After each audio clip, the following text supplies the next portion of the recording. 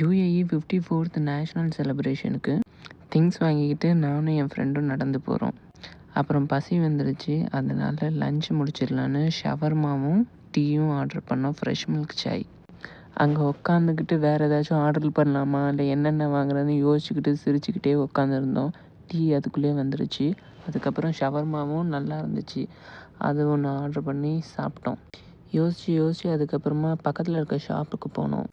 அங்கே வந்து ரிப்பன் இருந்துச்சு. எந்த ரிப்பன் வாங்குறதுனே தெரில. 3 ஒரே கலரில் இருந்த ரிப்பன் வாங்கலாமா இல்லை தனித்தனியாக இருக்கிறத செலக்ட் பண்ணலாமா இல்லை இந்த மாதிரி செட்டாக 2 வச்சுருந்தாங்க இதை வாங்கலாமான்னு. அதுக்குள்ளே இவங்களை கூட்டிகிட்டு வந்தால் இவங்க எல்லாமே பார்த்திங்கன்னா பொம்மையை பார்க்க ஆரம்பிச்சிட்டாங்க. சின்ன பிள்ளை மாதிரி பொம்மையை பார்த்துக்கிட்டு செலக்ட் பண்ணிக்கிட்டு அதை தூக்கி வச்சுக்கிட்டு சிரிச்சுக்கிட்டு இந்த பாருங்க இவர் யாருமே செலிப்ரேஷனுக்கு திங்ஸ் வாங்க வந்த மாதிரி தெரில. அவங்கவுங்க எல்லாத்தையும் அள்ளி போட்டு இந்த பாருங்கள் இந்த பொண்ணு போஸ் கொடுக்குது. அள்ளி போடுன்னு சொன்னதுக்கு ஃப்ளாக் எல்லாத்தையுமே அள்ளி போட ஆரம்பிச்சாச்சு. ஜாமானே கொஞ்சம் தான் வாங்கினோம். அதுக்கே 174 dirhams ஆயிடுச்சு. அதுக்கப்புறமா ஷவர்மா சாப்பிட்டது பசிக்குதுன்னு சொல்லிட்டு எல்லாம் மெரேண்டா வாங்கி ரோட்லேயே நின்று மெரேண்டா ஜூஸ் குடித்தோம்.